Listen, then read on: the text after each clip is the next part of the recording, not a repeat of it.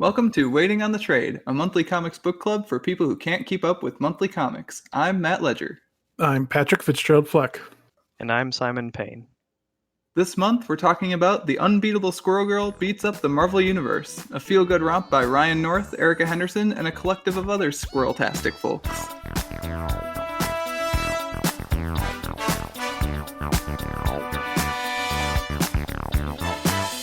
So now, in case you need a refresher, Squirrel Girl Beats Up the Marvel Universe features not one, but two Doreen's Green, who end up falling out over the idea that the world would be better run by squirrels. An idea which is probably correct. I mean, at this point, I'm willing to try anything. I'm down. It was like squirreltarian aid? Yeah, reasonable. Let's do that.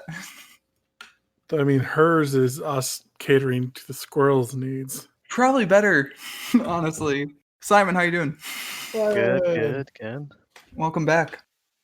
Thanks for having me. So, why and how did you settle on choosing this wonderful Squirrel Girl comic for us to talk about for this month's podcast?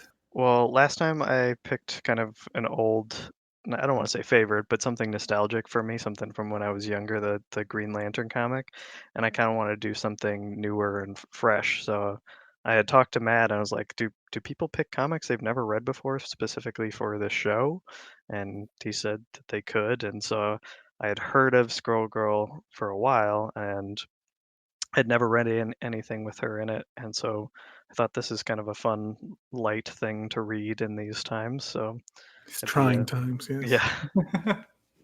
So, how did you decide to go with this over like Volume 1 or Volume 1 the second? Because I think this thing, like the Squirrel Girl ongoing series, got like 2 first issues within a year. Oh, okay. Like I knew that the character existed, and then I did some kind of vague research, like some broad research, and it seems like the character had been around for a while. And yeah, like I think it's 2015 is when they like started giving her own series or something. And Yeah, that sounds right. And then this book came out in 2016, I think, and it said, it beats up the Marvel universe. And I was kind of like, oh, that seems more interesting. And I talked to Matt, and he said they're both good, and kind of left it to my choice. And it's like, okay, I'm going to go with beats up because that seems like a ridiculous superpowered squirrel girl that her power is being unbeatable. That seems like shenanigans could happen. So Oh, and did they ever, Simon? Shenanigans ensue. I was not disappointed. I was gonna say, did you like the book? Did you guys both like the book? Because I'd read it before and I knew I was gonna like it. Yeah, I loved it. It's we'll talk about it like in detail, but I had expectations and it met those and did some other kind of things with it, so it was fun. Pat? It was great. It was good times.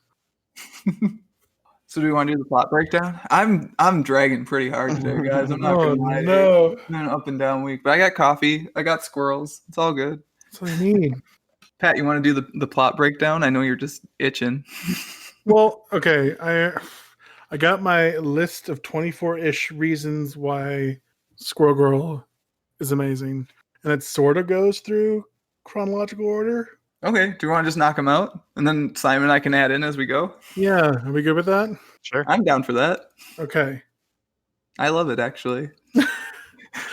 Well, okay, so I like the cold open. The cold open's pretty nice, where Squirrel Girl, Doreen Green, saves a train from derailing by using her own body as a piece of the track. It's pretty great. I was like, oh, it's gonna be this kind of book. I see. I know, and then so it establishes the footnotes, which I think maybe over half of my best parts of this comic book are just the footnotes. The footnotes are Yes. pretty good. Those are like a Ryan North special. I think those are in most of the comics he writes, honestly. 'Cause I think he honestly just can't help himself, which, whatever, man. Down for it. I was reading through the first time and I couldn't tell if it was Squirrel Girl talking or if the author was Yeah, talking. I wasn't at sure first. who was it about for a couple of them, but they were all great. So I was like, is this going to be through the whole book and is it going to get annoying? And yes and no to those questions because it Yeah. was just like, no, he did it just enough to be interesting and fun and not get grating. I actually really like that the first few pages don't have them. Like, they let you get into the story without kind of breaking the flow, and then sort of by the time, I'm looking for where the first one is. Oh, it's like right before the big splash page that introduces Doreen and Nancy and Tippy. is the first one, and it's like placed really conveniently, like at the bottom right of the page, so you've gone through the whole page before you see it. Like it's trying really hard to not break your stride and introduce the concept, which I think is cool. Yeah, and let's talk about that for a second, because one of the things that Matt and I had talked about is me picking a book that is available not specifically in physical form, if make it accessible for people if they can't get, if their comic shop is inaccessible, or their bookstore or library or whatever. In these And trying times. Yeah. And so I was flipping through Comixology, and I found that this one was available. And if you have, I don't know what the mode is called, but if you like click and you can go panel by panel rather than seeing the whole page at once. Oh, the guided view thing. Yeah. Okay. And that's fun because all of the footnotes are at the end of the page, and so if you wanted to, you could look there right away as the panels happen. But otherwise, it's like a little joke at the end before it goes on to the next page, which I think is fun. Yeah, absolutely. All right, Pat, what's your next moment? Well, yeah, so it establishes that. I like the whole like character introduction, like zoom in. Yes. It sets that style of Yeah. the older comics, but also kind of like a fun meta nudging joke way to do it too. Tippy's just barely in that circle. It's pretty great. I truly love how much this isn't super serious Marvel Comics. Like I was talking to Kat earlier, and I was like, they got to give Ryan North an Iron Man book. They'll never give him an Iron Man book because that's like too far inside the quote unquote Marvel universe. Like the serious fanboys would get upset area of the Marvel universe. But like, and he keeps poking them too throughout this entire book. It's amazing. Yeah, we'll get to the Thing later. Oh my god, that's number 4B for me. Nice. But like, give me that Ryan North Iron Man book. Just inject that into my veins because his Tony's so good, and his Marvel universe is just fun. Yeah, there's some crazy characters that people do kind of boring things with, I think, but we get the intro to Squirrel Girl in the cold open. We get a splash page of her in action. We get introduced to her squirrel sidekick, her best friend, her superhero team. Oh yeah, and the rest of the Marvel universe is there too. Let's put them in the corner. We promised they'd be here and they'd get beat up. Here they are. Yeah, so next favorite bit is the introduction to Johnny Fishlips and the corresponding footnote. Is this a real character or is this a Ryan North creation? I'm pretty sure it's a new character. It's great. The footnotes, you're not familiar with Johnny Fishlips? He's a superhero who has real fishy lips who gives crime the kiss off. Tell you what, I'll make sure he shows up later on in the story, but I won't tell you which page because obviously you'll flip to that page right now and miss the rest of the amazing story. This isn't my first right? He knows me. He knows me. On that page, I quite enjoy the note that Doreen's written and stuck to the back of the would-be bridge bomber's jacket, because that kind of establishes her whole deal, which is like, sure, confrontation sometimes, but also like, let's try to solve these problems long term. Yeah. I would be interested in hearing about programs that would help me in these areas. Oh, Doreen. This is what happens when you have a computer science major as a superhero. They just think logically. It's great. Also, that page has a squirrel talking about how it loves beating up crime. Like, you can't do any better. Oh, Tippy. 3 favorite things. So yeah, then it jumps to back on campus. We see the whole crew, Squirrel Girl squad. Yeah, very classic Marvel comic setup of teenager, double life, secret identity. It even goes so far as to have a Peter Parker analogy in that her ringtone is the Spider-Man parody. Yes, that's item number 2, all the different theme songs set to the Spider-Man theme. We've got, this panel starts with Hellcat Pat, which is really good, and I didn't realize until the second read through that it's Pat from the series that was on Netflix, which I'm blanking on now. Jessica Jones. Oh, yeah. Okay. Hellcat is Patsy. It's great. It's good. Nice. But yeah, and then Tony calls. The Tony Stark one's like a million times better.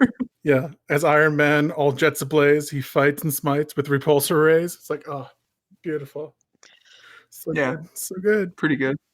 That's a recurring gag, I think, in the actual like ongoing series too. I know in the first issue she sings like her version of the Spider-Man theme song. Oh yeah, Squirrel Girl gets That's like kind of what a she's couple like different ones riffing during on that. later. It's great. It's great. And then yeah, Human Girl gets one too. I think those are all the ones. Yeah. Good old Human Girl. No Spider Pig, but I guess that ought to be fine. Cool exec with the Heart of Steel is blowing Spider Pig out of the waters. The rhyme was a little rough there. Tony Stark makes it feel he's the cool exec with a heart of steel. I don't know. I don't know. It gets a little tight. It's a little tight there at the end. Repulsor Ray line is what gets me though. Brings me right back in. But yeah, so Tony calls her unexpectedly, and she just like calmly talks to him after freaking out, of course. But then she calmly talks to him, and my item number 3 is Doreen's unapologetic ironing pun to Tony. No, I will not apologize. Yep, not a problem, Tony. I'm sure together we'll be able to iron out any problems. No, I will absolutely not apologize. I mean, he wouldn't either. Let's be real. Like, It just made me laugh. I just love the humor of this. 2 panels later, they're like, all right, let's go to Stark Tower. And she just screams in the middle of the cafeteria that they're going off to the Stark Tower. And then comes it's back. Stark and or Avengers Tower. Oh, yes. So you can read this at any point in time and it fits into continuity. It's like, yeah, we're going on a tour, which is a totally normal thing for people to do. It probably is for like college computer science majors. Probably Right? is. Yeah. And then, yeah, so they're going to the tower. And then that brings me to item number 4, which is Nautical Nancy. So Nancy, she was worried that she was going to be found out and Doreen's secret identity is going to be revealed. And Doreen's like, don't worry.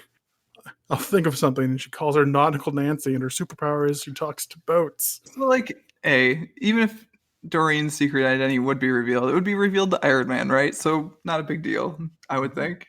Well, then she forgot that she already revealed her secret identity to him. Yeah. So Yeah. it was just, And that was pretty the good. Nautical Nancy gag sets up the much better gag later. Where That's what I was gonna do. Like that was pretty funny, but then when Nick Fury references it later on in the story, who is she? Oh, that's Nautical Nancy. What does she do? I don't know. Something about boats.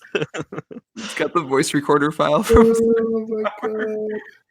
Like, I think overall, so I think part of the reason the footnotes happen in Ryan North comics all the time is because the guy thinks through his comics so much to the point where like you can see him like so near the end of the book when they're teleporting to go save Tippy, right? Like there's a panel and a half of basically like plot and analysis of like, why can't you just teleport yourself there or stuff like that. And it's just like, well, that was at the end, the text between Nancy and that was the Twitter thing. It was Doctor Strange who was like, it's just easier to teleport everyone there, which is MacGuffin, but it gets the job done. And like but they explained it afterward, which I really appreciate. It's like, well, because they're computer science majors, of course they're going to be like, well, why couldn't you just teleport us? Well, that's the thing. It's like it's so well thought out. Like you can see the amount of care put into the book, which is wonderful. I appreciated it. When they set up the hammer thing earlier with her Alleen's little joke, and then it comes back to be useful later because it's still in the warehouse. Like, yeah, the fact that the evil twin couldn't lift it, couldn't pick it up. Yeah, it was real good. All right, Pat. Number 5, I think. So Tony has called them to his tower to ask them to use their respective critters that they can talk to as test subjects, which not cool, Tony. Yeah, but like also such a Tony move. At least he asked. That's true. But yeah, going through that introduction, they go through. It brings up me. What was it? 4B is they're talking about Tony's other names. 4A and 4B and 4C on this list. No, just 4B is the only 4B. Okay. I forgot about it would be the only 4B. Is there like a 5C? No. That's the only one. That's the only one. Oh, okay. But yeah, so they're going through what other names Tony was thinking about using, and one of them was it's clobbering rhyme, which doesn't make any sense, but it sets up the beautiful. You know what? No, it's way better for the Thing in this new freestyle rap group, which he should definitely start right away. In fact, he's starting to write now as we speak. I just made that canon. Writing is easy.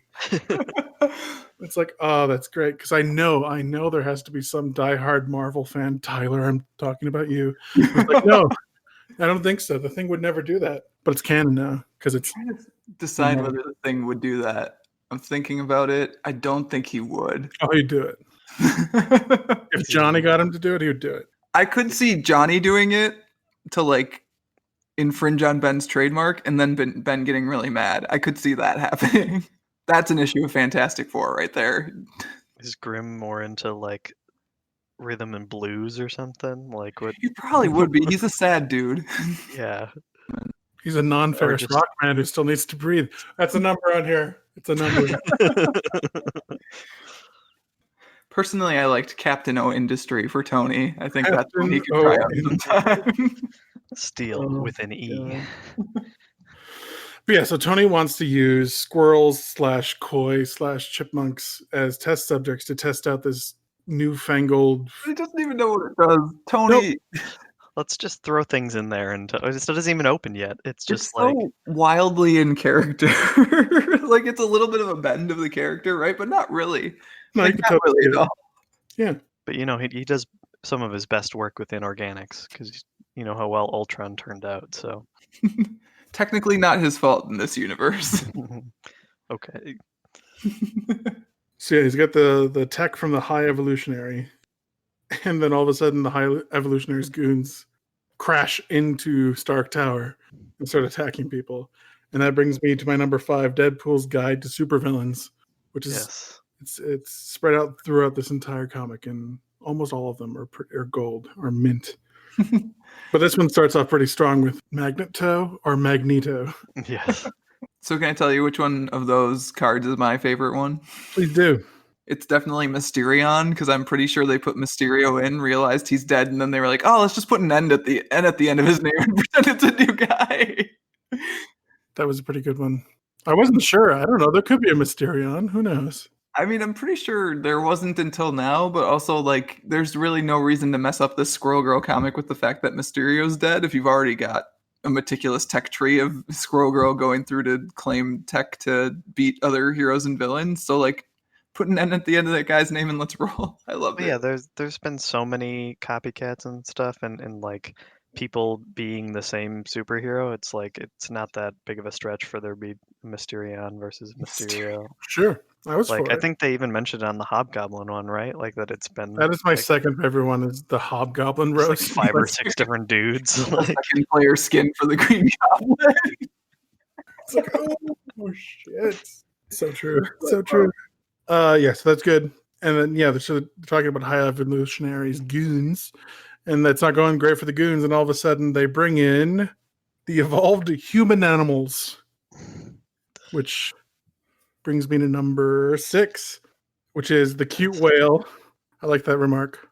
Oh my gosh, the whale one is adorable. Is he adorable though, or is he kind Yes, of he like? is. No, it's adorable.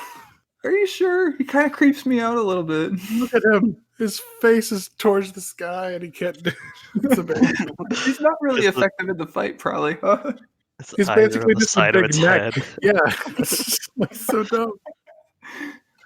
And then that leads into the amazing footnotes about Claude, the electric eel human animal, and how amazing he is. He likes Commander board Huggy games. Q Lovey Face the 6th. Oh my god, Claude is so good, you guys. The fact that he's the really footnotes into can't tabletop. stop. Yeah, I can't stop talking about Claude. Tabletop role playing games. He really likes to get new players in. Volunteers at a community center. He even sends really thoughtful fan mail to his favorite game designers. Okay, I'm done. I just think Claude is really great. I hope these details help flesh out your Claude fan fiction. Pat, before we publish the podcast episode, you're gonna write a piece of Claude fan fiction. I don't know if I could do him justice. They've set the bar so high, so high. Well, there's even a footnote later talking about fan fiction where she literally beats up the entire Marvel universe. So you can just picture whatever fan art and fan fiction you want to make of Squirrel Girl fighting that character. So good. Yeah, that's the final fight scene. We're like, yeah, and this is where the entire universe is attacking. Just, it's there. But yeah, so during the fight with the human animals. Are we going with human animals, or are we going with human Animals, I think is how it's written, right? Don't even talk to me, all right? Well, no, I feel like you're doing the word a disservice by fully pronouncing it like that. It's like Danimals, but humanimals. Humanimals? All right, fine. Instead of yogurt animals, they're human animals. You gross. But yeah, so Doreen gets locked inside the High Evolutionaries thing, and we don't know what's going to happen. The only one that notices is Nancy. Yeah. So she gets locked in there, and we got that really like, Squirrel Girl! And that jumps to number 7, the interactive fight scene interlude, which I thought was pretty great. The only bit where buying the book digitally let me down. You can't draw on because your you couldn't screen. draw it? You can't do any of the stuff. I mean, you can do some of the stuff, but like you can't do any of the stuff. You definitely can't connect the dots, Squirrel Girl. That's for sure. This style, this setup reminds me a lot of the Captain Underpants books as a kid, where Yes. it'd be in the middle of like a fight scene, and then you would have a flip book of Captain Underpants punching the villain or whatever. Oh yeah, the fliporamas or whatever. Mm-hmm. Oh yeah, those were fun. Little activities for you to do in the middle of the story. Oh, wow, that's not even close to being as good as Squirrels. Oh wait, I'm supposed to give you room to draw. Oh, Here's a God. blank spot. Wow. You like no, how the book then goes on to blame you for the defective Squirrel Girl it created. Mhm. I know you guys don't like to swear too much on this show, but What? the bit reminds me of a subreddit, which is the idea of this kind of thing where it's a how to draw book and it comes out with like basic circles, and then like 2 steps later it's a fully formed image, and the subreddit is r/r the rest of the fucking owl, because it's just like circles and then it becomes an owl suddenly. Draw a circle, then draw the rest of the fucking owl. Yes. To stay on brand, I think Chip Zdarsky, who is one of the like fake tweeters mentioned later in the book, actually, when they're trying to locate Ellie yeah. by tweet, did that with like Marvel Comics heroes on some covers. So I'll see if I can find them for the show notes because they're Yeah. hilarious. I think there was like a Deadpool thing, right? Like Yeah, I think there's a Deadpool one. I know there's a Daredevil one because the gag in that one is that as he's doing, he's like, "Wait a minute, Matt Murdock is Daredevil," because he like started with Matt Murdock's head and then drew Daredevil mask on. I think I saw one about Ghost Rider where he's like, and you draw a skull, any skull, it looks like a skull, and it's in flames. Yeah, I'll see if I can find those because they're very much in the same vein of humor as this book, and I think people who like this book would appreciate them.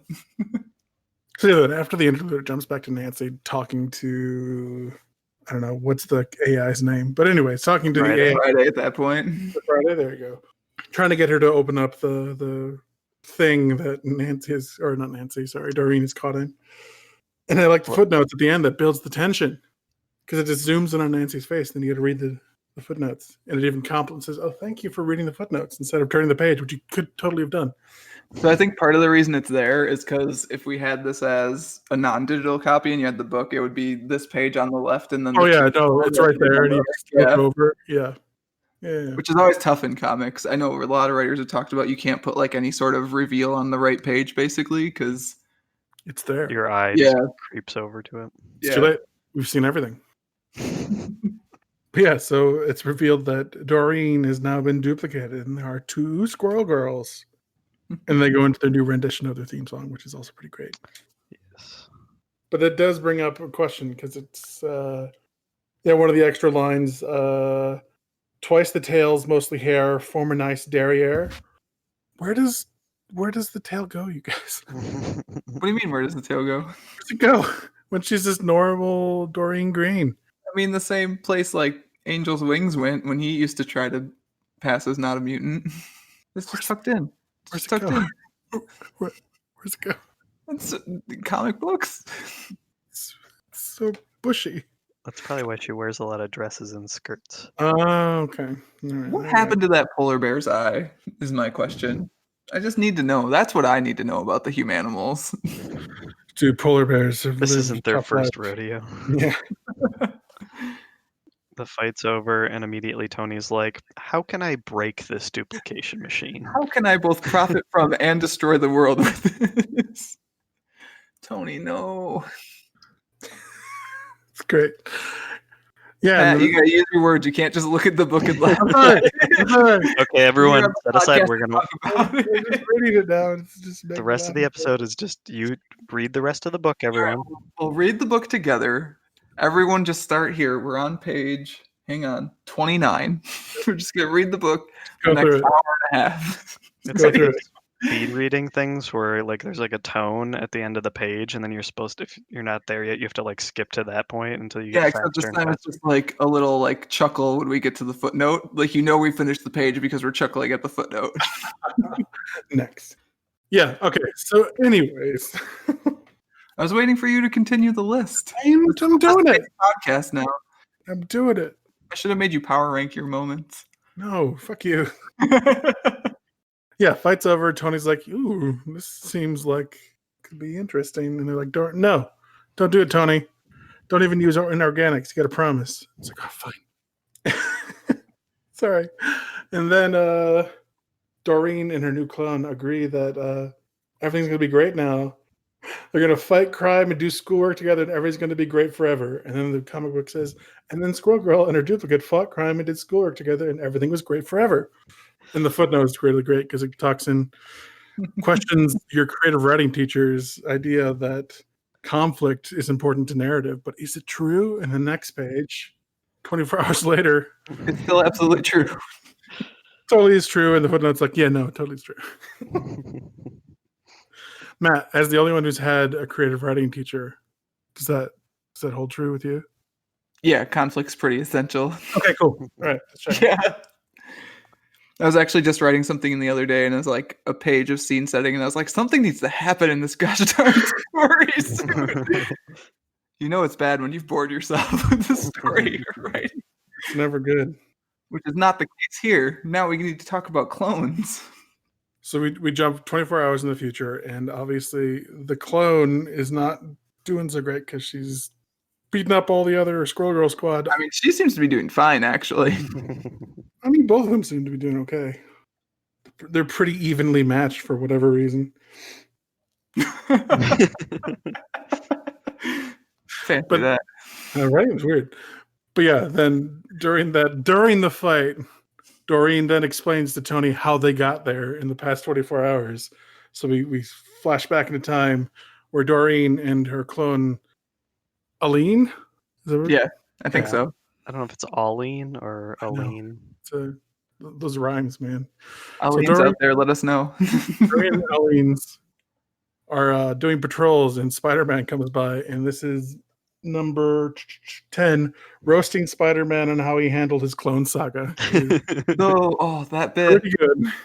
is like outside of the actual squirrel gags, probably my second favorite gag in the book as a person who just like grew up reading the Clone Saga because those were the Spider-Man comics that were coming out at the time. Yeah.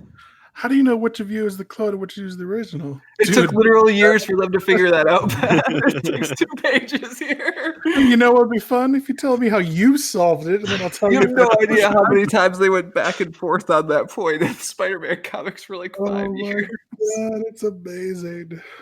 Oh man, there's a good moment later when the spoiler alert, the clone Aline takes out Spider-Man. He's got a little bit when she's like wrestling him to the ground about his life troubles as well. Spider-Man's great, you guys. Especially when someone's taking the shit out of Spider-Man. It's pretty great. I mean, Spider-Man's clones are great.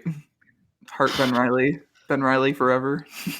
Oh man, any multiple universe Spider-Man stuff, I love it. Into the Spider-Verse 2077, like go for it. Give me all the Spider-Man. All of them. Just not at the same time in a 5-year-long saga where they're trying to figure No, out which one's the real Peter Parker. Because, oof. It was a little drawn out, yes. a little overplayed. But yeah, so they help Spider-Man take down the Vulture, who's just a senior citizen, which I appreciated because the Vulture's just a weird villain. It's one of many. And then it gets to number 11, the canonical list of sciences from most easy to least easy, which I appreciated. Did you guys memorize that like you were supposed to? I did. All right, list them off. Unapplied mathematics. Don't read it. I can't. The footnote's way too tiny on my screen here because I've got my Chromebook flipped so that the pages are the wrong way. All right. So unapplied mathematics, applied mathematics. Mhm. Oh, shoot. Hang on. Social science. Is it social science? I thought there was like a science in there. Is it like rocket science? No, that's the most difficult. Is it? Yep. I thought it was like the second most difficult. Mhm. Anyways, the social sciences and then civics, because civics are really tough. Social I science, completely get anti-social civics are science, pretty tough. cloning Oh, rocket science, sciences. Oh, right. basic civics, advanced civics, and then rocket science. And then rocket science. Yeah. I'm sorry. I didn't memorize it's it. fun playing with rockets. All You can't those get fun science rockets done. laying around. I mean, how are you supposed to get science done? Oh, great. So yeah, this is during their conversation where Aline figures out the perfect solution to all the world's problem, which of course is squirrels. I mean, pretty obviously correct. I mean, honestly, I go for it. Go for it in a heartbeat. Can we stop a second to talk about how Erica Henderson's squirrels are all super cute and great? Yes. Sure. Erica Henderson's squirrels are all super cute and great. I mean, just like they're adorable, right? Like real I- squirrels are.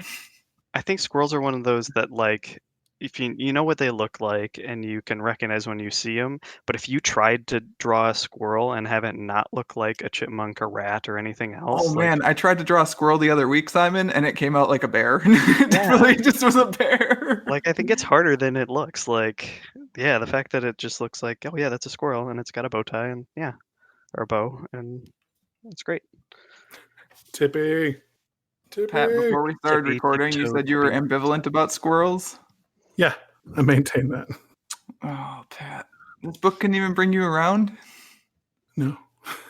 Nope. I will say, from personal experience, I usually don't have a problem with squirrels, although our apartment has a tree like above it with the branches kind of hanging over the roof. And the other morning, like early in the morning, they were running around, jumping between the branches of the tree and the roof and like squawking at each other really loud. And I was just like, I'm supposed to like you, but you're testing my patience, squirrels. I mean, they're just trying to get by, Simon. And then I begged their forgiveness of my future overlords. That's so. right. You gotta be careful. Can I tell you guys the really awesome squirrel story that I was saving for when we got into it in the podcast? I think it's that time, yes. Yeah. Okay. So yesterday we were out on our porch. We were just kind of hanging out. We were on the third floor, so we could see these two squirrels. It was a baby and a parent, and the parent was just making this like in pretty impressive jump from this wooden trellis to the neighbor's gutter, and then like up through the gutter onto the roof, and just like waiting for the baby to do it. Like, hey, do this, child. This is what it looks like. Like jumped back and forth 3 times, essentially trying to teach the child, hey, this is what this jump looks like. Kid could not make the jump or just like would not do it.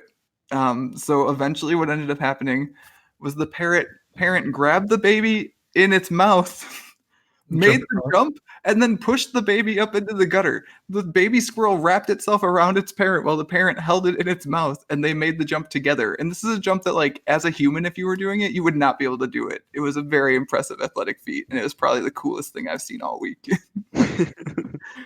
There you go. There you go. Pat, do you feel good about squirrels now? Nope. Ah, Pat. Moving on. So yeah, Doreen and Eileen lay out their new perfect world order that would be squirrels helping humans. This is what do they call it again? Squirrel Avengers Initiative Mark 1. Phase 1, yeah. Yeah. Which is worldwide squirrel humanitarian aid, environmental something. They're going to plant trees because that's what squirrels do. Yeah, they want trees. Environmental protection, public health, and then waste disposal, which everything is good up until waste disposal. And they accidentally What? create nuclear volcanoes. Yeah, you can't just throw nuclear waste in there. Which brings me to number 12, not showing a radioactive volcano after teasing one. That's good. Wow, you're right. A lot of these things on your list are just the footnotes, aren't I love they? the footnotes. Because it's humorous in the comic book, but then like the footnote like takes it to another level. Takes it to another level. The old turning the dial up to 11 that we talked about on last podcast. 11, yeah. Why? Why did our political leaders allow this to happen? Right? I can just picture it. It's great. Yes. See? So yeah, they decide, yeah, this is a great thing. We're gonna do it moving forward. And then on the way home, they see a horrible, horrible incident. They see a squirrel that was hit by a car. Chomsky. It was Chomsky. A reference to Noam Chomsky. Chomsky, the writer, activist, linguist, sociologist, kind of general academic. I think also a reference to Ryan North's actual dog, who is named Chomsky. Oh, really? Yeah, I think so. I believe so. Which I think puts you in the mood to be pissed off about a squirrel dying, probably, if you name it after your dog. Yeah, so Doreen is sad, Rip Chomsky, but Arlene gets angry. She gets real mad. She freaks out, and then she jumps away like a squirrel. She says that the humans keep allowing this to happen. Do you take issue with that, Simon? I like that this comic sets up a villain that has a cause and is like you can see their point of view, and like I like that her like motivation is her greatest strength taken to like an extreme degree. Like, she cares about squirrels so much and is so in tune with them that she kind of forgets the human side of herself and the world. So I don't necessarily agree with her like methods, but I understand where she's coming from at least. I don't Yeah. think that a human and a squirrel life are equal, but I don't think we should disregard. I don't think squirrels have the mental capacity. Like, if they were as intelligent as like Tippy is, right? Like, then sure, yeah, they have. I don't think you guys understand the story I told you about those squirrels that work together to jump up. They have sentience and therefore deserve our respect, but they don't. So lower life forms get fucked. What? Like, oh man, Pat, get off my podcast. Pat has been outed as a high evolutionary. You serve mankind. It's a good book. So yeah, Elaine jumps away, isn't seen for a few days. Nancy comes with the idea with, there's probably some weird squirrel shit going on. That'll tell us where she is. They figure out that she's at a warehouse, a creepy warehouse. Why is it always a creepy warehouse? And they discover Arlene, and Lean's like, you know what? It's okay, because I found out the actual solution to our problems. And she like twists their plan to help squirrels, not humans. So what do you think about that, Matt? Mr. I love squirrels and they're great. I love squirrels and they're great. I'm not sure Elite's wrong. You don't think she's wrong? The squirrels aren't out here talking about how we should die, Pat. I didn't say they should die. Just say their lives have no meaning. Oh man, Pat, I wish you could have seen what I saw yesterday. It was a life-changing experience. It was. Good. They jumped so far. Together though, Pat, like you didn't see it. That poor baby, like it fell to the ground first, but it got back up and it tried again because it wasn't going to give up, Pat. Bum bum bum bum bum bum. Cha cha cha. Bum bum Oh, bum. Pat, I'm actually kind of angry with you right now. I just wanted to see. I think Matt should like retell it in slow motion, and I'll do the sound effect. It'll be great. I'll see if I can put an animatic together before the episode goes up. Artist rendering. Just do it. I will tell you the page turn from Aline talking about how like, hey, I'm gonna start doing this plan, and Doreen's like, no one loves squirrels more than I do, and Aline's like, I'm afraid that's not true anymore. It did give me chills a little bit. Yeah. Bum, bum, bum. Yeah, and then she reveals she's been cloning squirrels. They're all the same clone, or just one squirrel? Probably not, right? She just crammed that thing full of squirrels. I mean, she gives them all different names later. Yeah. Yes, that's also a number on here somewhere. Number 18. But yeah, so then we get Ollie needs to explain how she got there earlier, and we jump back to her tying up Tony and taking the machine. This might be my actual favorite gag in the book. I think it is. It's real good. So yeah, we jump to a meeting where Tony, in full armor, apparently, is listening to I think Pepper Potts, I would assume. Yeah, I think that's Pepper. Yeah. Go over the meeting notes, and we zoom inside the suit, and it's not Tony. It's squirrels. It's squirrels. They're asking us to present the third quarter gross investment returns? That wasn't supposed to happen. Why are they in the meeting in the first place? Leg squirrels, hit that button. Like, Like that is good, but I think it's really great is that Pepper Potts is just sick and tired of it. Just takes it in stride. She's like, God damn it, Tony, not again. Yeah. Happened It's like before. a regular thing. Tony wears his Iron Man suit and then blasts out the window for a fake Avengers emergency to get out of The meeting. squirrel's faces on the second page of that gag where they're just like, we've been found out. Abort! Abort! And the God, fact I that love those 2 pages so much. you can't tell if the I Am Iron Man song is something that Tony puts into all of his suits or if it's something that they did specifically for that. Yes, hello, this is Tony. Oh, it's so good. Give me that Ryan North Iron Man book yesterday, please. Yeah, sign for it. Who cares? Oh my god, you could call it the Insufferable Iron Man. You're gonna have that one for free, Marvel. Oh my god, Marvel, call us. Please print this book. Okay, How has that not been made though? Come on. keep going. Otherwise, I'm gonna just keep looking at these pages forever. No, if I can't read it and laugh, you can't read it and laugh. How dare you? Turn the page, man. Turn the page. Sensible chuckle. There we go. Page turn. So then we jump back, and Tony compliments the fact that Doreen is now explaining Alleen's how we got here inside of her own how we got here. The footnote on that one is also pretty good. And like as a writer, I don't know, like I haven't gotten a good chance to be like, look at me, I'm so clever. That hard. Like I don't think I've gone that hard on it ever, and I appreciate it. Yes, I wrote a story in which the characters talk to each other back and forth about a well-constructed story this is. Why would you become a writer and not do this is my question. Like I think maybe I've snuck a parenthetical like that into stuff here and there, but like to get a full 2 sentences at the bottom of a page. Tony Stark is impressed. The Tony Stark thinks this writing is impressive. So there you go. There you go. Can't argue with Tony Stark. It's canonical. But yeah, so they escape from evil Aline and they meet back up with Tony. They rescue Tony, and Tony's like, okay, well, this is out of hand. We're going to call the Avengers. The entire Avengers. Oh, God. So the next day, we see the Avengers assembled, because that's what they do. Yes. Yep. It's their thing. They give their bad guys like a 12-hour head start, and then they assemble. Well, he had to paint a squirrel on that armor. So. Yes. So Tony comes with a squirrel-themed Iron Man suit, which of course he did. Yeah, so they're breaking into Aline's factory, but they break in. She's not there. And we find out this is That Ant-Man's tool. No, that's item 17. 16 is that Quicksilver has the superpower of semicolons, which is attainable. Okay, which I wanna fight back on that one. He definitely would not have the power of semicolons. No, he wouldn't. But yeah, the next one is Ant-Man being a valued member of the Avengers. Yes. It's pretty great. Keeps interrupting Doreen as she's going through it.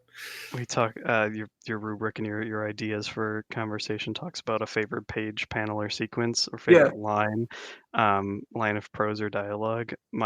I'm a valued member of this team is mine, I think. So like little off to the side small print. I'm a valued member of this team. I like that the comic universe has drawn some stuff from the cinematic universe incorporated and not others, including, like the way Nick Fury looks and stuff like that. And I could just imagine Paul Rudd delivering that line under his breath. Like, it's pretty wild that like of the Avengers in that panel, Ant-Man is the one that gets ragged on, like Hawkeye in that panel. Hawkeye gets the silly putty arrow. Yes. Which is fitting. But yeah, so the surprise twist at the end is oh no, it's not Doreen, it's Aline, and she electrocutes everyone. The floor is lava. That's all it takes.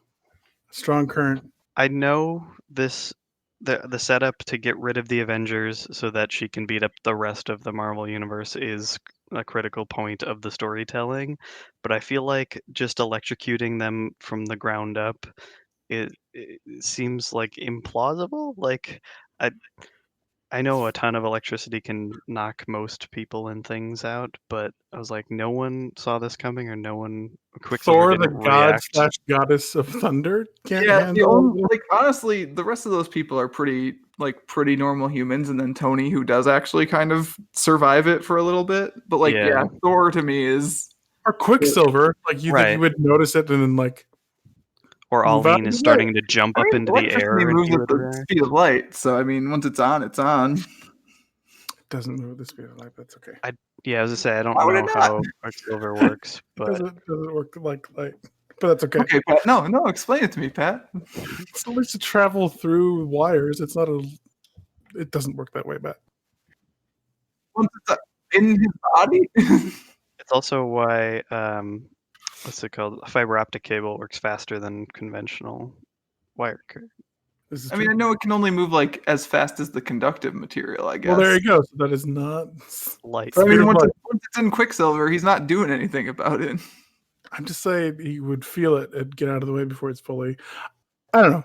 Anyways, it happened. I love that this comic gets us to argue about these things. Like, I think we're all on board for the fact that Thor goes down is very much a plot contrivance, right? I mean, I'm absolutely fine with all of them getting electrocuted. Oh, because- absolutely. I mean, like, She talks about the difference between alternating current and direct current, and it's kind of like, yeah, I guess. Like, fine. All right, sure. Shrug, hand wave. you know what else happens on that page, though? The America-colored sound effect for throwing Captain America's shield. Yes. Whoosh. Solid choice, Erica Henderson. Captain America throws his mighty shield. I have those old cartoons, man. They're great. And yeah, the comment that Tony gives, like, are you ready for Captain America's shield? He's like, yeah, we fight a lot, actually. Yeah, we've had differences. We're working on our communication skills. It's pretty great. It's pretty great.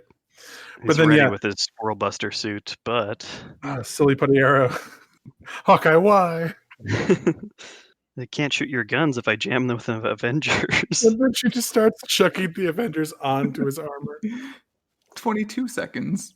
Personal best. So did she fight the Avengers in her first appearance in the 2015 thing, or is that just supposed to be a reference to something that is I'm supposedly honestly not happened? sure. It was about a year ago. So in 2015, she did it. It probably is in the Ryan North and Erica Henderson book at some point then, I would think. And then we get that foreshadow panel of not being able to pick up Thor's hammer. Mhm. And she Makes learned sense. something about Quicksilver's shoes. Yes, that was also good. That Not they do pictured. not make you fast. It's him himself, and they also smell. I like his feet. There you go. How do you guys feel about the fact that squirrels could take down the entire world's power grid at any time when they organize? Because they're going to, Pat, especially after hearing this podcast. They're going to get real mad at you and they're going to do it. No, I mean that follows. But they don't have the intelligence to do so, Matt, so we're fine. I don't think you understand, Pat. They work together to get them. Yeah, They need the direction. They need the binding force of a squirrel girl to do it, I think. All right, hope. I have a new quarantine project, and that's to figure out how to marshal squirrels. All right, then. Start with the ones in your backyard and the gutters. Yep. And then work our way out from there. Oh, my God. Oh, my God. So why didn't Squirrel Girl and her friends help the Avengers fight Ollie? Because they were sent into the middle of a forest. Yeah. What'd they find there? Why they found what they thought was Aline on a log, but turned out to be a bunch of squirrels in clothes with a note taped on her back. Another note. They were led by Natasha the squirrel, Yes. which is number 18. Natasha. All right, I forgot about the list Yes. for a second. Her name is Natasha Yeah, Romanut. Natasha Romanut. Haven't told Black Widow yet. It's going to be a surprise. Probably shouldn't tell her. I don't know if she'd appreciate it. Oh, that's so good. So good. But yeah, so she apologizes. She's for sure Doreen would see her point of view, but she's going to get it done. And once it happened, then she'll have no choice but to accept it. That's just how it goes. And they realize how fucked they are because squirrels fuck up everything. Yeah, and it's already too late because their phones lost signal and the cell towers It's are already happening down. now. It's like Watchmen. Do it. What? Do it. Yep. it's like Ozymandias all Snuck over a again. Watchmen reference into our Squirrel Girl. Dude, it's happening on the stage. I'm looking at it. Yeah, You know what? That's okay. This book sneaks a Dark Knight Returns reference into it, so that's fine. But anyways, yeah, so signal's out. Shit's going foobar. Jump back. Aline's got all the different pieces of the Avengers gear that she could strap on. Yes. And she starts teleporting people into the negative zone. What's the negative zone, Matt? That's a toughie, Pat. It's basically like the Marvel Universe's version of the antimatter universe, except less of like a evil opposite and more of like a unexplored just dimension full of space baddies, I guess. So it's not like Superman's whatever that zone's called. The Phantom Zone, no. But they use it like that sometimes. They built like a giant prison in the negative zone as part of Civil War where they put all the superheroes because that wasn't messed up at all. Tony Stark. Tony He has again. bad ideas so many times. So whose teleportation device is she using? I was a little confused about that. Fantastic Fours. How'd she get that though? She's Squirrel Girl? I don't understand the question. But like, there wasn't a member of the Fantastic Four. She said that she broke into the Baxter Building and stole it. Did she? Okay. Yeah. She says, a transporter I liberated last night. Oh, plus, you know what? I think Spider-Man owns the Baxter Building at this point because the Fantastic Four are gone. So, like, there was no chance. Yeah. Gonna get stolen. Reed Richards maybe could protect that thing from Squirrel Girl. Spider-Man, no, absolutely not. So yeah, she's explaining her plan to her loyal squirrels, and yeah, she's teleporting away all the Avengers and keeping their gear. And she shows that she has Deadpool's guide to supervillains. So she keep going. And in the next page, she starts with Spider-Man, and this is the Spider-Man quip about his foot having a spider tingle. And he should have started a blog to tell people about clones. Oh, it's so good. So yeah, he gets zapped by Black Widow, and then he gets a bunch of pumpkin bombs thrown on him. Is that what's happening there? I think it's Black Widow's grenades from her gauntlet. Oh, she doesn't have pumpkin bombs yet. They're different bombs. It's different, you guys. Yeah, you're too far into the RPG skills tree, Pat. That flowchart is one of these numbers too. It's real good. So yeah, Spider-Man down. From Spider-Man, she gets web slinging. I don't know. Yeah, I think she takes his web shooters, and then she webs Black Cat, and then Black Cat, she takes Mysterion. I almost said Mysterio. What a mistake that would have been. Mysterion, she gets Hobgoblin, which honestly she could have started with the Hobgoblin. Was the Hobgoblin? Right. I do like that she puts the headband with the ears on top of the Mysterion head bubble. It's so good. I mean, why wouldn't you say? And then she goes after Lady Octopus, which I guess is the current version of Doc Ock. Sure, yeah, she's got a shield. That's cool. Right. And then one of my favorites here, it's number 19. The thing, you're going to pass out soon. It's totally fine. You're a non-ferrous rock man who needs to breathe for some reason, and I respect that. It's so true. Why does he need to breathe? And then, yeah, I really appreciated the Magneto's line afterwards when she drops thing on Magneto. Non-ferrous rock's my only weakness. Wait. Did we just secretly become a Magneto podcast? we didn't vote on this. Magnets aren't called Magnets.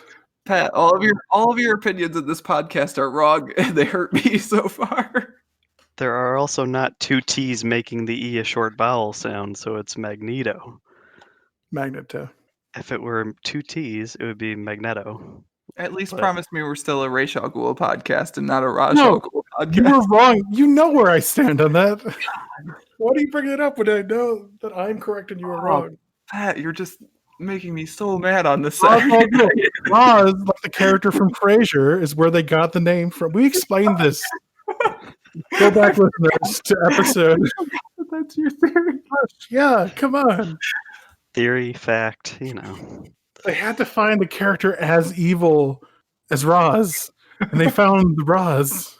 But they didn't want to spell it the same, right? That's right. It had to be distinct, but similar. Anyways, moving on. And then the following page is a compilation kind of. She starts with Cyclops, so she gets real quick.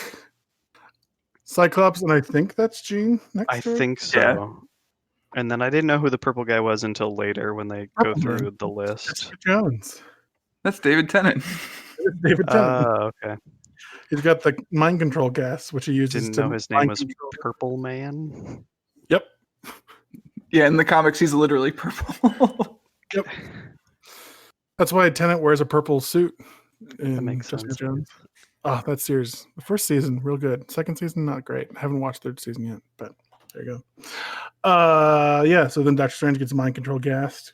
I was pretty sure this was Ghost Rider when I was reading it, but it It is. You're checked correct. out when it goes to later. Yep. Yeah, Ghost Rider gets magicked real hard. And then Panther and Matt, who's that? Who's that person right there? That's Hellcat. That's Patsy. Is it Patsy? Yeah, that's Patsy Walker. It's Hellcat Pat. Hellcat Pat gets got. And then MODOK and Storm. Mm-hmm. And then X-23. Is that right? She's Wolverine now. But yeah, Oh, she's full Wolverine. Okay. got the whole thing. Miles Morales, maybe. Yep. And look who that is. Look who it is. it's Johnny It's Johnny Fishfoot. Fishfoot. Shut up. You're promised. And here he is. God, it's so great. It's so great. And yeah, then we got Gwenpool and My favorite on the Howard the page. Duck just Howard the slowly Duck. backing away. Noping the hell out of that situation.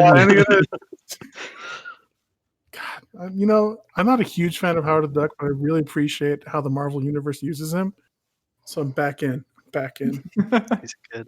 And then yeah, Deadpool gets it, and he plops right into the pile. God damn it, Deadpool! Why you gotta plop? And then so Wolverine obviously, and then you can see a little bit of Captain Marvel's like breastplate and Daredevil. Is that Cable in the background? There's like an X. I think that's balloon. Cyclops, actually. I Oh, think that's what okay. Cyclops' costume looked like at that time. And who's the gray skin guy with the red collar? I think that's Colossus, is it not?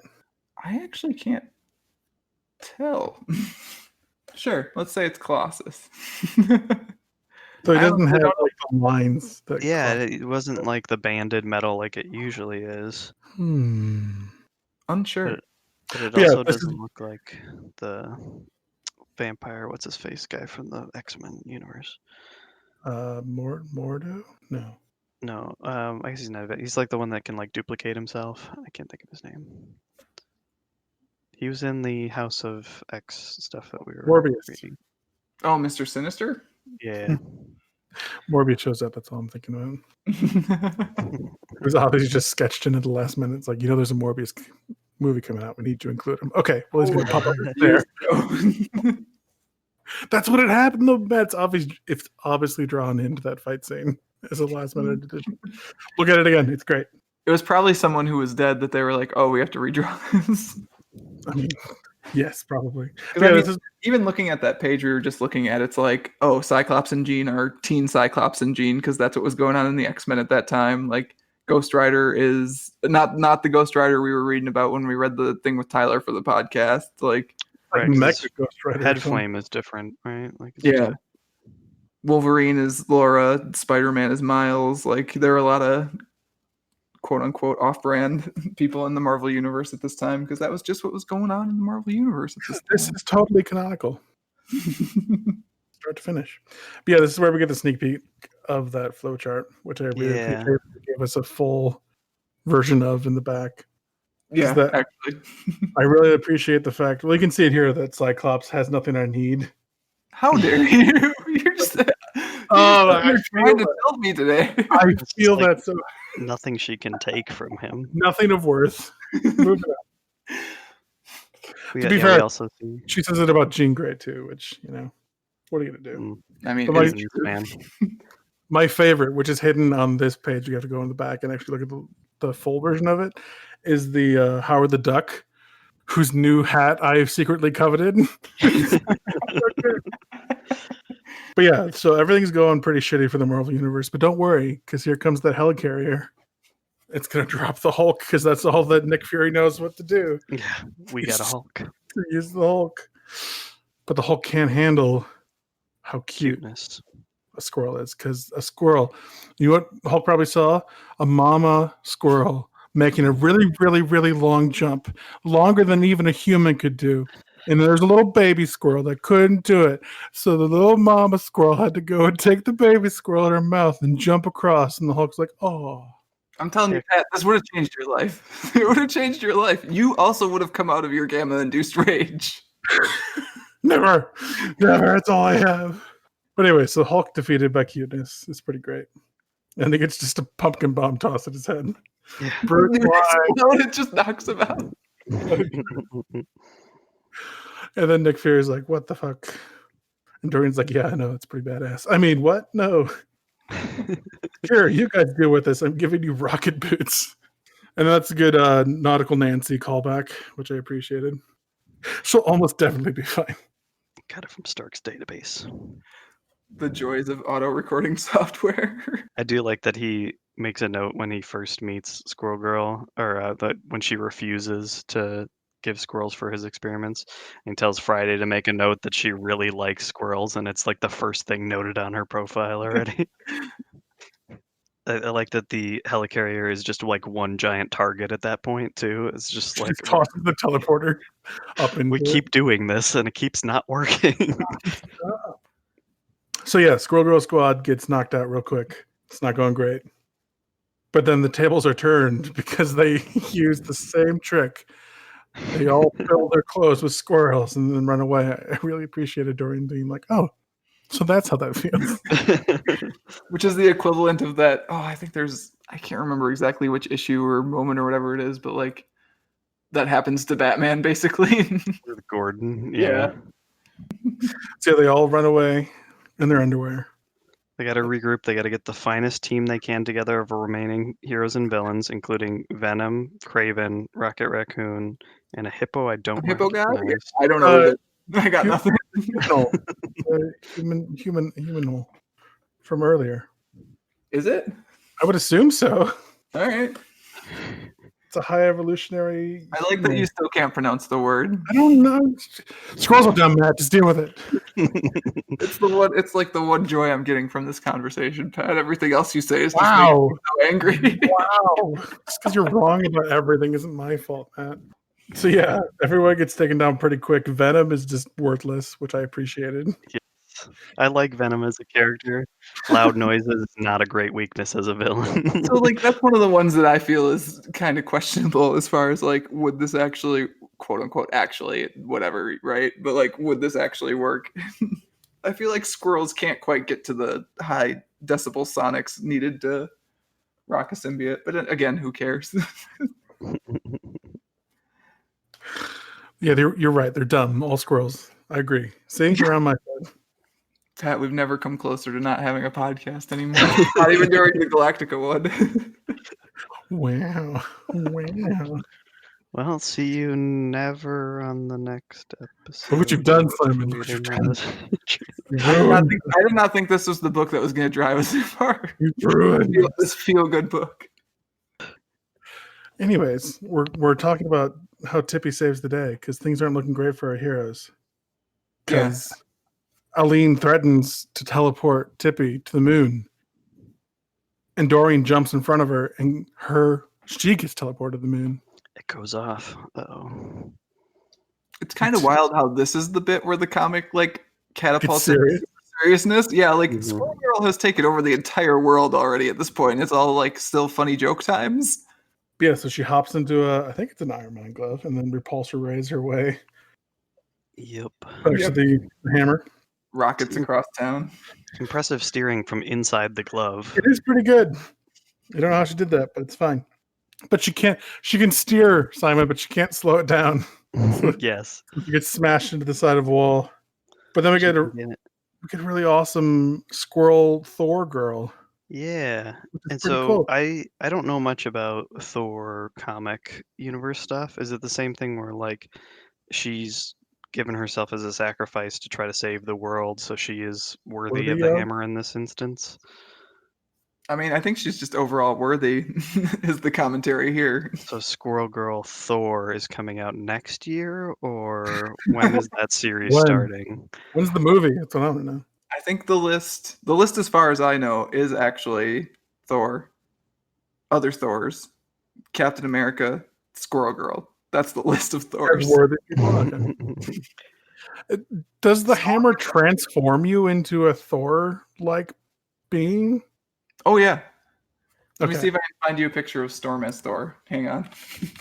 Has it always been a thing in comics? Yeah. So then what happens to Except I Jane think- Foster I when think Captain America actually didn't have that happen when he picked it up in the comics. Yeah, does Jane just not like look normal, Jane, when she got teleported to the negative zone? So Jane at that point like has cancer, and every time she transforms, it like wipes out the chemotherapy she's having. So like Jane probably Right? died Dead? on the moon in that story, if we're being real. Like, somehow one of the Avengers figured out how to keep her alive, and it's probably great. Okay. Also, she is like Thor speak, and Yeah, Squirrel I Girl like- doesn't have to speak. I like Yeah, the that's, like- script they used. Hit or miss, I think, between Thors, whether they speak in Thor speak or not. I sent you guys a picture of Storm as Thor, complete with Well, mohawk. Storm is badass. Of course. Whatever she wants to transform into. Storm's so cool. Storm's pretty good. And Groot's got like the winged The wings. face plate too. I'm Thor. Oh my god, great. I think that might be from Secret Wars when there was like a whole Do they all have their own hammers? Oh my god. yeah, that was a whole multiversal nonsense. Well, that's just fun. More multiversal nonsense. Go back and listen to Waiting on the Trade episode Green Lantern with me. We can put a link to that in the show notes. All right, gotta finish this one first. It's So true. yeah, so good Squirrel Girl shows up as Thor in the rest of the Marvel universe and starts beating the crap out of Bad Evil Girl. Bad Evil Girl? Bad Squirrel Girl? Bad Bad evil girl. Not the good Evil Girl. Pat, do you need some coffee? God, 1 second. Did arguing for your terrible take that squirrels are dumb take it out of you?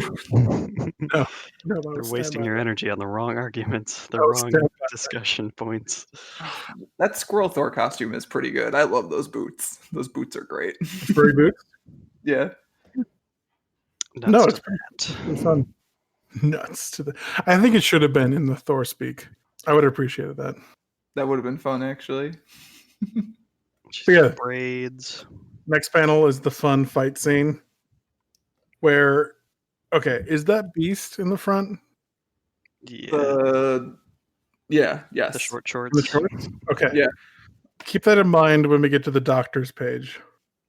Okay. Does he look completely different? Both, I think there's a beast and a beast-looking beast, a human-looking beast and a beast-looking beast. That's a thing. You know how Okay. Cyclops and Jean were teens in that panel where they got beat up? Yeah. It's because the original 5 X-Men got pulled into the future by actual Beast. Oh, so there's a future beast and a They both exist at the same time. A different Hank. Marvel comic books. Why? You know what's not confusing enough yet? The X-Men. Hey, we should discuss this really cool series called House of X. Never mind. Let's not do that. It's a silly story. I'm busy looking at this page to figure out if Morbius actually was just kind of dropped He's in. just drawn in there, man. It's possible. Which made me laugh because, like, Marvel obviously went up to him and said, "Okay, we've got this movie in the future. Just throw him in there." Assuming that is what happened, I would assume it was like someone was drawn in there who wasn't actually around, and then they were like, Morbius. Or you know what? Maybe Erica Henderson just really wanted to draw Morbius. Yeah. Okay. Whatever. So that's good, and I really appreciate Spider-Man's like, Panther, she's got my shirt. Make her stop showing off my pecs, Panther. Oh, Peter Oh, Parker. Beast, you're a founding member of the X-Men. Could you mention it for 1,000th time? Because it really wasn't clear. I assume that had to do with the whole Beast from the Future thing that they were talking about. I mean, I think it's just because Beast is a tool too. I mean, it's true. Hank is great, though. Good times. But yeah, so then they beat up everything, and then she talks to Doctor Strange about, oh no, we have to teleport back now. I was like, well, I have to do everyone. Okay, we'll just do it. And he does it with some magic. And then she has to. Are you surprised that Tony Stark isn't willing to help? I mean, he's willing to help. He just doesn't think he can. And then Squirrel Girl's like, screw that, man. You guys messed up this entire thing. You're going to save my friend. Yeah, I made a note of that too. Is like, do superheroes really need convince? I know some might particularly, but like the idea that superheroes have to be persuaded to help a dying creature, like, They might think squirrels are dumb and they don't want to help them.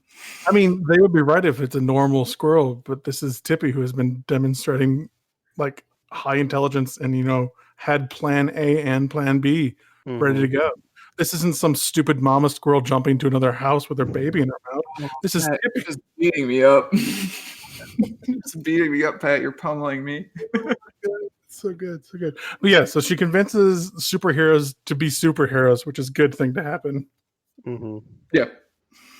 And once they've decided, that's when Cap kicks in, and it's like, no, yeah, we should do this. I'll be a leader now, I guess. Wait, you're doing a stirring speech? That's what I was supposed to do.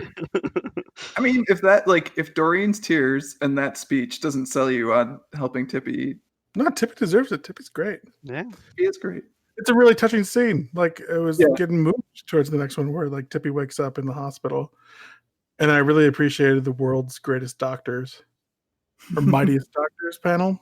It's Yeah. very appropriate for these trying times that we live in these days. Yeah. Where doctors, be they super or not, are pretty nifty. I love the little IV. Mhm. Aw, Tippy. Tippy's so cute. Is Spider-Man a It's awful. doctor? Does he have a doctorate? Um, Smart. ooh, Like Peter Parker's a clever so guy. here's you want the Marvel Universe bullshit answer? Please. Or do you That's want the only answer I want. No. So, didn't have a doctorate because was too busy doing Spider-Man things. Okay, that follows. I think you know this. At some point, Dr. Octopus like took over Spider-Man's body and was Yeah. Spider-Man for a very long time. Ultimate Spider-Man. Did he yeah. retain that knowledge? Yes, and then he was like, "Wait, Peter Parker doesn't have a doctorate. I'm gonna fix that." So he Oh went to my school and got God. Peter Parker a doctorate Yes. because he couldn't stand not being a doctor. That's amazing. Doc Ock is the only Spider-Man for me. And then, oh my gosh, can I elaborate further because it gets Please. even better actually. Yeah. In the most recent comics, they wanted to take that doctorate away. So the way they did it is they basically Peter was found out as having plagiarized from Dr. Otto Octavius. Oh my God. They're like, Comic you books are stole all this amazing. from Dr. Otto Octavius. Oh, the Marvel Universe is such a mess. I love it. Okay, so the Captain America isn't a doctor either, right? No, I think he's just there for moral support. And then Carol Danvers obviously is just lifting heavy things. Yeah. So Thor. No, Jane's actually a doctor. She checking pulse? Oh, she's okay. The IV, I think. Okay. And then Deadpool, who is a doctor, right? He just has to be. It's a good page. I like that one. Yeah. Even if I didn't understand half of the things, that's fine. It's fine. But yeah, then the comic wraps up. We've got Aline caught in a cage in Stark Tower where they're forcing her to still wear Magneto's helmet because they think that she can communicate with squirrels telepathically. Body blow after body blow. Too easy, Matt. You're too easy. I really like the Magneto helmet as like symbolism of her being basically Magneto at this point. Yeah. Well, not even evil, right? Like Simon talked about how the overall plan has merit to it. The ends are kind of insane though, right? Or like the means are kind of insane, right? Magneto and all of his nonsense. Yeah. So like I think even more so than it was just there because it's a good gag of like tell them we don't telepathically talk to squirrels. I think it kind of is actually there to symbolize the difference between them at this point too. But yeah, so then Doreen convinces Tony that no, we should send her to the negative zone and she'll clean up the negative zone for us. I think my favorite line of the book might actually be on those pages when Nancy asks Doreen if she can just decide not to hate someone, and Doreen says, "Yeah, I think I can actually," because that's quite refreshing.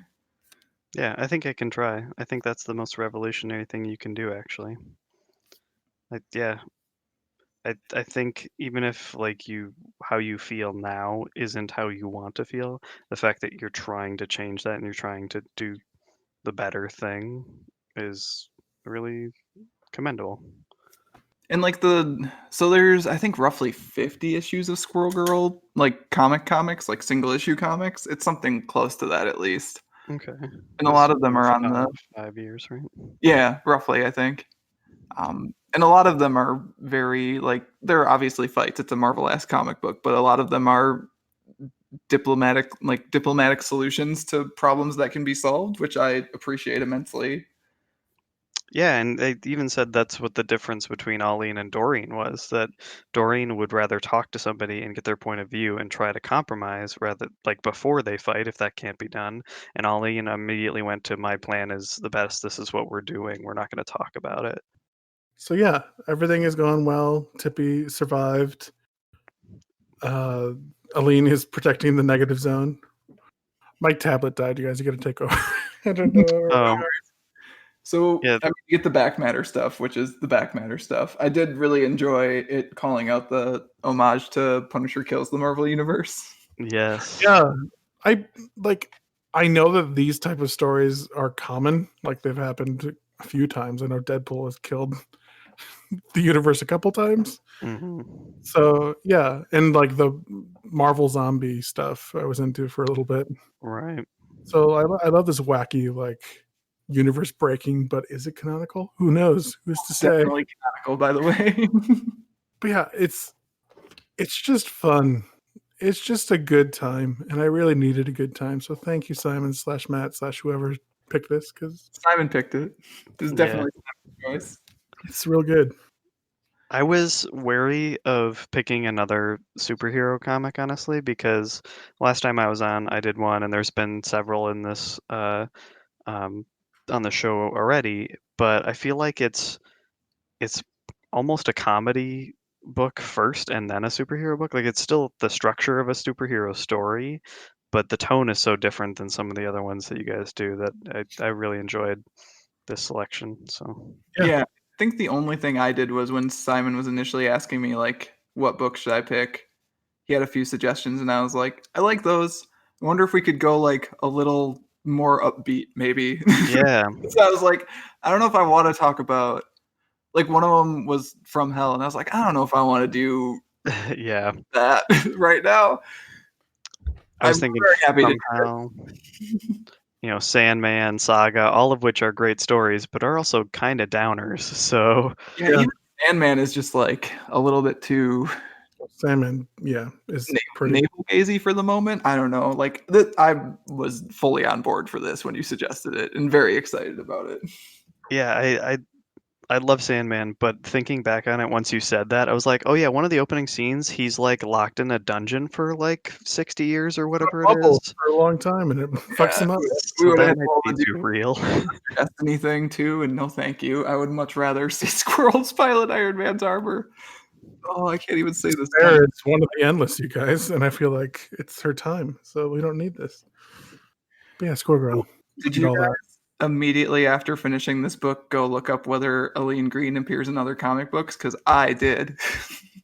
Oh, the clone? No, I didn't. What did you find out? Because I was like, I need to know if she's appeared again since this. Because I didn't look it up, I think, after I read it the first time, which was a while ago when we lived in Fresno, because I got it from the library, because the library has all those good Squirrel Girl comics.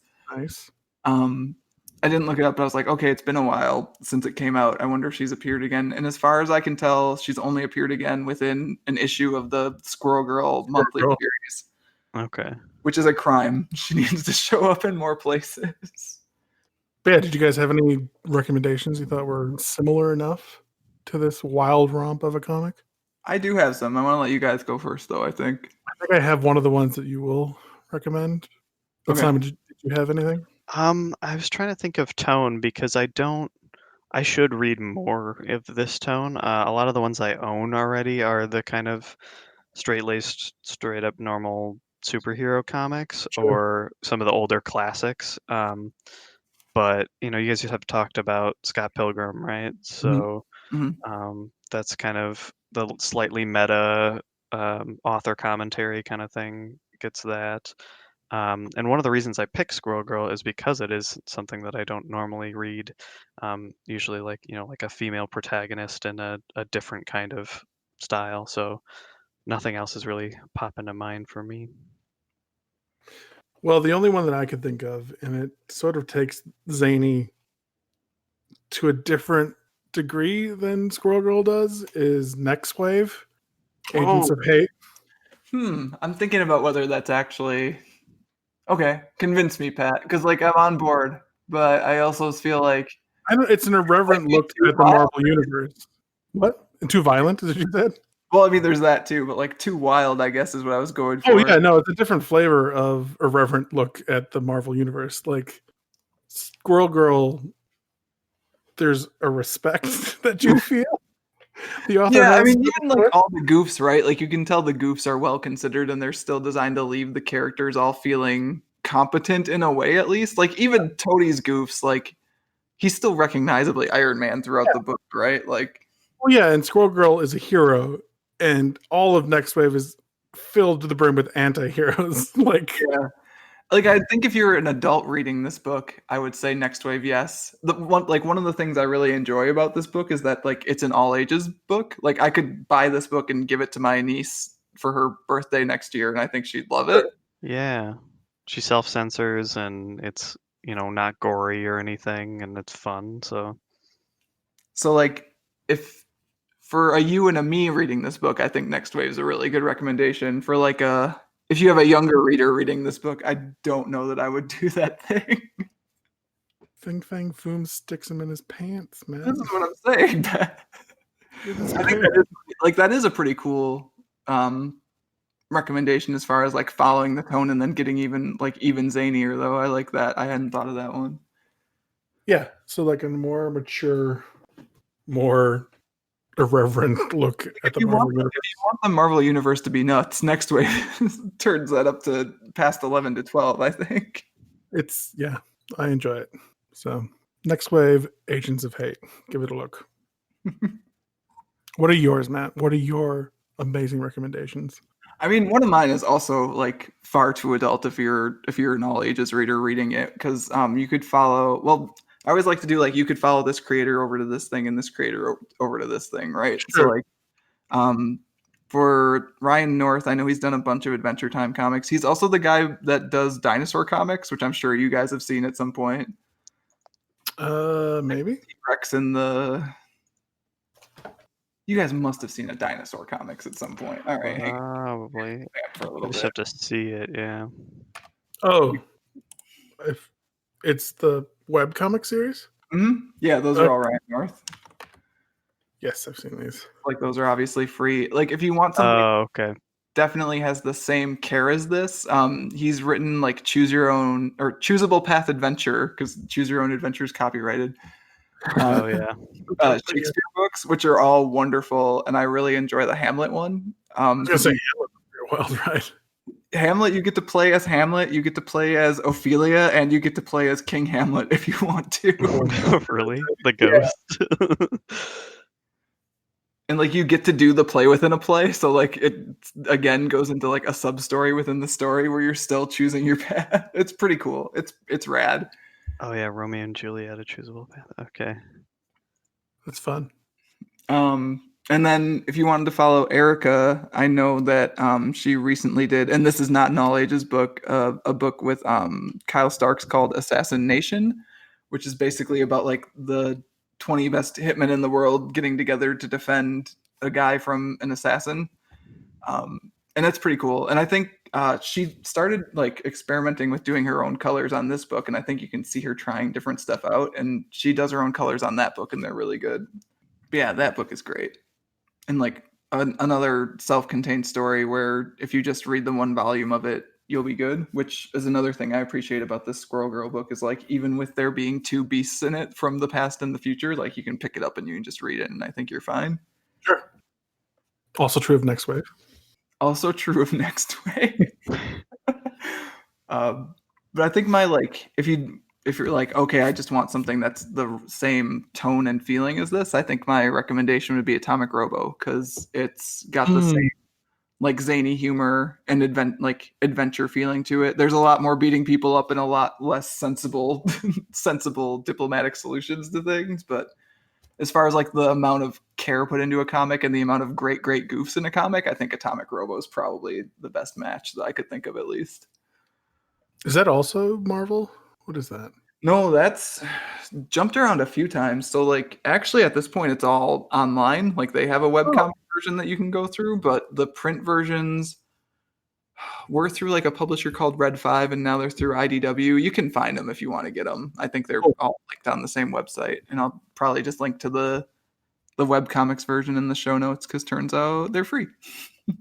Nice. But they're absolutely great. Very cool. So will you guys read more Squirrel Girl comics as a result of this? Yes. I think so. Yeah, I think the first volume. It's borrowable on Comixology if you have the like premium subscription. So I might I think the do first like 6 volumes are on unlimited. So nice. lots of Squirrel Girl if you want it. They're all this good, guys, just so you know. Like they're all good. What a fun choice, Simon. Thank you for that, like Pat said. Yeah, thanks for having me. I love being able to do this. So Anytime, Simon. Anytime. okay, next episode, what are we doing, guys? I'm the new Back to Green co-host. Lantern. Here we go. No. We've expanded our horizons. We gotta keep going. One of my favorite podcasts, Comedy Bang Bang. Anytime they have Jason Mantzoukas on, he acts like he's the co-host for the podcast from now on. Like he's just going to be there every episode. He's going to take over for Scott when Scott Ackerman's done doing it.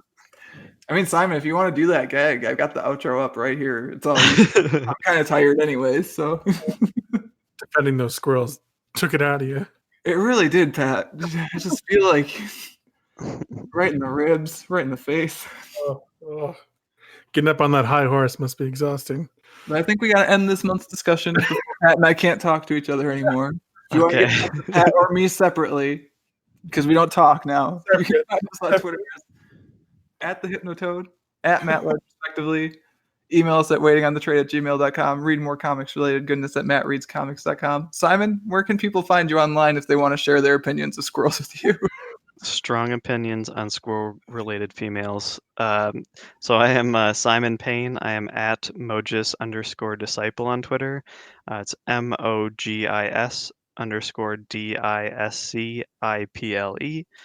It's a Magic the Gathering related Twitter handle that I have not changed ever. So Don't change it, Simon. It's wonderful. well, yeah, I guess there was a new Theros set recently. It's still relevant. It's relevant. Hold on to it.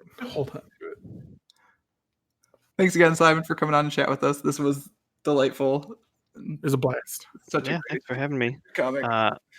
Look forward to co-hosting next week with you guys. So yeah, let's do it. Yeah, you'll be here with Mike Drew when we talk about TKO's Sarah.